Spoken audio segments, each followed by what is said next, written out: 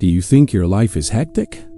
Imagine living in a state of electrifying panic that lasts 24 hours a day. The world sees you as a cute acrobat, a symbol of foresight who saves nuts for the winter. The reality is that you are a rat with a luxurious tail, a slave to a brain programmed for paranoia, living in a body that is the favorite snack of nearly every predator on the planet. You are not leaping from branch to branch for fun. You are fleeing a death that has claws, fangs, and a laser sight. Brace yourself, because being you is not a cartoon adventure. It's a survival thriller where oblivion is a death sentence. Your first contact with the world isn't the warmth of an embrace, but the thermal shock of a nest made of twigs and moss violently swaying 50 feet up. You are born blind, deaf, and completely hairless. Your skin is so thin that you can see the movement of your internal organs right through it. You weigh a mere 15 grams, the equivalent of 3 or 4 pennies. You are little more than an embryo expelled too early into a hostile environment. Beside you, in the cramped space of the nest called a dray, are your 3 siblings, a mass of pink, hungry flesh fighting for a nipple from your mother. The vulnerability here is absolute. If your mother is killed by an owl while foraging for food, you and your siblings will simply rot alive in the nest, slowly chilling until your metabolism stops. There is no backup plan. The smell of urine and mother's milk attracts flies and mites from day one. You feel the rough texture of the dry branches piercing your sensitive skin every time you try to settle down. On your 5th, 10th day of life, while your eyes are still sealed shut, you feel a strange vibration on the main branch. It's a raccoon. It isn't here to play. It smells the young protein.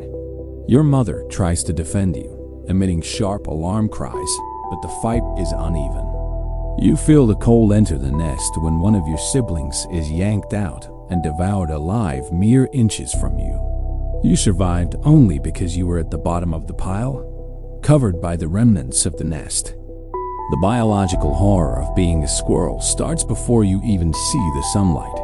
You are already a survivor of a massacre before you are 1 month old. Want to know what's worse?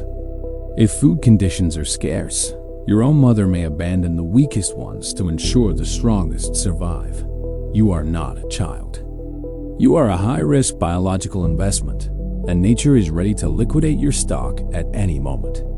Your claws, tiny and transparent, are already beginning to grow, but they only serve for you to desperately cling to your progenitor's fur, your sole anchor in a world that wants to throw you down to the hard ground. At 45 days, your eyes finally open, and the first thing you see is the abyss. The world is green-brown and dizzyingly high up. You now have fur, a grayish coat that should camouflage you, but you are too clumsy to be invisible. Your incisor teeth, the tools that will define your existence, begin to emerge. They grow about 6 inches a year, and if you don't constantly find something hard to gnaw on, they will pierce your own skull, killing you grotesquely. Your childhood isn't about games. It's high-impact military training, where a half-inch mistake in a leap results in shattered bones on the forest floor. Where foxes wait for the sound of impact, you begin following your mother out of the nest. The texture of the oak bark beneath your paws is your only security. Every rustle of a leaf is a stress trigger. Your resting heartbeat is 150 beats per minute, but it can jump to 400 in 1 second. You live in a state of permanent tachycardia. During your learning phase, you discover that not everything that glitters is food. You try to bite a green bitter berry that makes your stomach churn with painful cramps, but you cannot vomit. Squirrels do not possess the vomiting reflex. If you ingest something toxic, you will have to endure it until the poison passes on its own or kills you. At 3 months old, abandonment occurs. Your mother simply stops recognizing you as her offspring and starts seeing you as a competitor for food. You are expelled from a territory with real bites to your ears and tail. Now, you are alone. And here is the temporal irony of your life. You spend the entire day gathering seeds and nuts, believing you are building a future. But your memory is a sieve. You bury hundreds of nuts, but the constant stress of being hunted causes your brain to prioritize escape instead of the exact location of your cache. You have just become a slave laborer of the forest. You plant trees you will never see grow while your own stomach grumbles with hunger. 7 out of 10 of your childhood friends are already dead. You look to the side and see only the vacuum where they used to be, whether it's in the stomach of a hawk or under the tire of a 2,000-kilogram car. Adulthood has arrived, and with it, the weight of 800 grams of pure anxiety. You are an adult eastern gray squirrel, and your day starts before sunrise, not because you are productive, but because it is the only time the large aerial predators are still drowsy. Your field of vision is almost 360 degrees. You can see what is above, to the sides, and almost behind you without moving your head. Sounds like a superpower, right? Wrong. It is a sensory curse. Imagine processing the movement of every leaf, every shadow, and every insect all the time. Your brain never rests. You are trapped in a surveillance room where all the monitors show potential threats. Your routine is a frantic search for calories. You need to consume about 100 grams of food per week, which seems small, but try finding 100 grams of high-quality seeds while a peregrine falcon dives toward you at 300 kilometers per hour. And it's not just external predators. Your body is a feast for unwanted tenants. At this stage, it is almost certain you carry botfly larvae beneath your skin. They create pus-filled holes and lumps that itch and hurt, draining your nutrients. You feel their movement under your muscles. Furthermore, fleas and ticks infest your bushy tail, which you use for balance, but which also serves as a thermal beacon for heat-detecting snakes. The biggest lie about you is your intelligence when it comes to storing food. Science reveals that you forget where you buried up to 74% of your nuts. You spend hours digging fake holes to trick other squirrels watching you. Yes, the level of social paranoia within your species is so high that you practice tactical deception.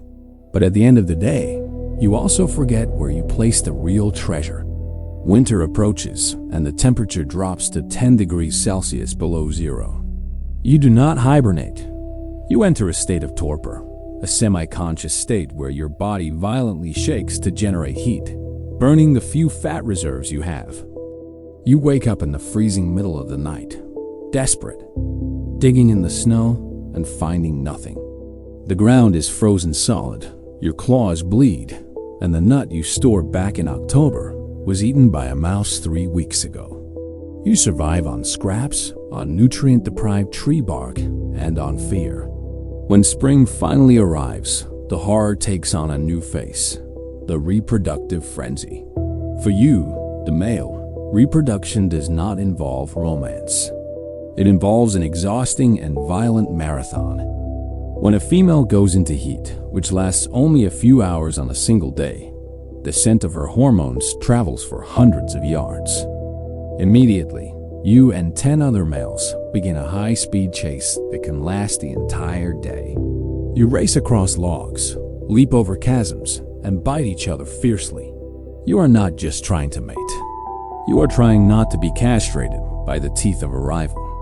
The energetic expenditure is so massive that many males die of exhaustion or predation during the chase, as they become blind to the world around them, focused only on the female. The mating process itself is quick, lasting less than 30 seconds. You position yourself over the female, and the transfer of genetic material occurs through a reproductive organ that contains a bony structure called the baculum. There is no pleasure, only a biological imperative that leaves you vulnerable. While the reproductive union is occurring, you are a static target. If a cat shows up at that moment, it's over for you. After copulation, you do not stay. There is no parental care on your part. You return to your solitary life with bald patches in your fur from the fighting and possibly with infected wounds. For the female, the situation is worse. She is chased to total exhaustion by a group of aggressive males. After fertilization, she carries the embryos for about 44 days. During this time, her caloric need increases by 50%, but her agility decreases due to the extra weight. She becomes easy prey. The cost of reproduction for a squirrel is often life itself. You bring new beings into the world knowing that most of them will have the exact same miserable and paranoid existence that you do. The perpetuation of the species is less a triumph of life and more the transmission of a heavy biological burden to carry. The end is rarely quick or painless. In fact, for a squirrel, old age is a theoretical concept. Almost none of you reach 5 years of age. The decline begins with your teeth. If you break an incisor on an excessively hard nut or on a metal electrical wire you tried to chew, the opposing tooth will continue to grow without opposition. Within a few months, it will curl inward into your jaw or pierce your eye. You will die of starvation, unable to close your mouth while you smell the food you cannot chew. If it isn't dental trauma, it will be the winter. In your 3rd or 4th year, your metabolism isn't the same anymore. Your joints, worn out by thousands of leaps, begin to fail. You miss a simple jump by a fraction of a second. Your claws don't grip the wet bark and you fall from a height of 10 meters. You don't die on impact, but you break your pelvis. Now, you are on the ground, the forbidden place.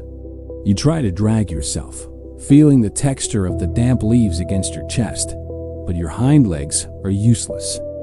The night cold begins to seep in. You emit a final alarm sound, a weak cuck-cuck, but no one comes to help you. On the contrary, your call attracts a fox that was patrolling nearby. It finds you trembling, eyes glazed over with pain. There is no heroic struggle. It simply grabs you in its mouth, breaking your neck with a dry snap. Your consciousness fades while your tail, once proud and thick, gives one last involuntary spasm. The next day, nothing remains of you but a few tufts of gray fur and the acorn you forgot to eat, which now, free from your predation, will finally have the chance to become a tree. You died so the forest could live, an involuntary sacrifice in a cycle that never cared about your name. You felt every instinct of this life. But nature doesn't stop. There is another skin waiting for you, other claws, other wings, a new way of seeing the world that you can't even imagine. Your next incarnation has already been chosen. Do you have the courage to find out who you will be? If this life has changed your perspective, strengthen the pack with your like. Share this unique vision of the world and subscribe. Here, you are never the same for long. Your new identity awaits you next week.